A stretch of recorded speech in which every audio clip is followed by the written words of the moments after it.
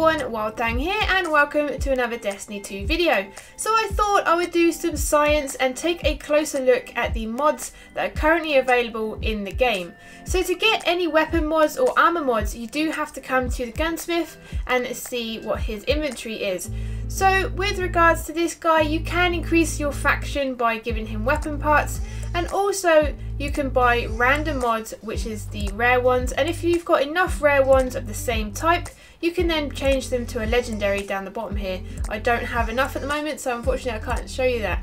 And also, if you dismantle legendary mods, you will get a mod component. Once you've got two of those, you can create an armor mod or a weapon mod, depending on what you're looking for. So let's take a closer look at some of the mods that are available. So if you look at these, we have rares and we also have legendaries. Now there's no difference in these stats that these add to the armor piece or weapons. The legendaries will just add 5 power levels to the item that you add it to. So say for example I wanted to add one to this one, so it's 281. It will go up to 286 if I was to put a mod on it, because currently it has no mods.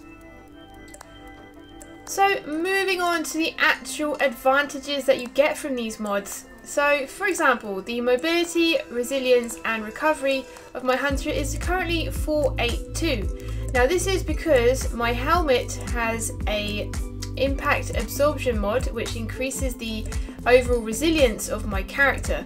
Now if I was to change to this helmet, as you'll see it goes down to 482. That is because this one has a solar grenade mod on it rather than a defense one. So any mods like that will add 1 to your mobility, resilience or recovery.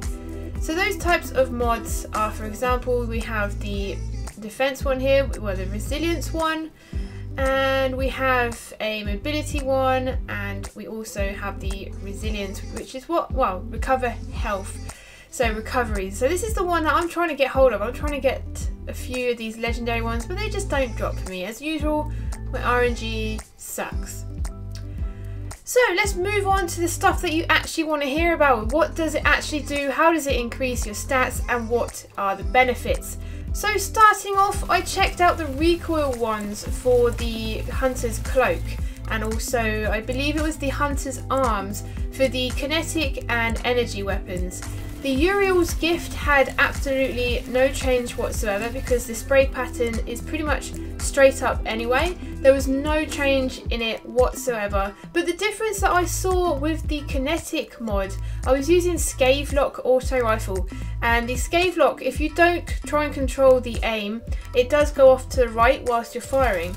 Now when I had the recoil reduction mod on for kinetic weapons, it actually went straight up. So it actually cleaned up the spray pattern for the Scavelock and it made it more controllable and more predictable. But that is only on an auto rifle. I don't know how that's going to affect hand cannons or anything like that. A lot of people have been saying that these recoil mods do absolutely nothing. But the only thing that I noticed was the spray pattern of the Scavelock. Moving on to the grenade cooldown, melee cooldown, all those sort of mods. They do greatly improve things and will help you in the Crucible or even PvE. They reduce the grenade cooldown by 6 seconds, so that's always useful. So I've actually got 3 clips for you guys to watch, and I'm going to put them side by side. The first one's going to be with no mods, second one is going to be 1 mod, and then the third one is going to be with 2 mods.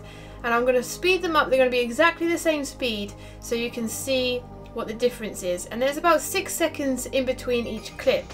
So if you want to have your grenades or melees cool down a lot quicker, then I highly recommend those mods. So overall, for this video, I just want to talk to you guys about the best mods that you can use in Destiny 2. So I would not bother with any of the recoil mods for your weapons because they don't really work. And the only one that I noticed was affected was the Scavelock. And if you do want some weapon stuff, then I highly recommend getting the reload speed increase ones. They will work a lot better. And also for your overall stats, you want recovery and resilience over agility, so make sure you try and get as much recovery as possible. Other things to bear in mind are grenade and melee cooldown as well, because they'll be very useful.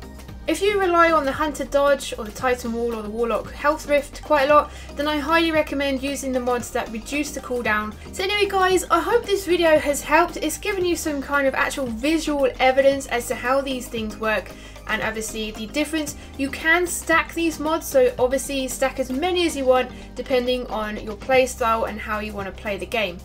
So anyway guys, I hope you've enjoyed this video. Let me know in the comments below if there are any other videos or help guides you would like to see, and I will be happy to bring them out. Have an awesome day, and I will see you in the next one.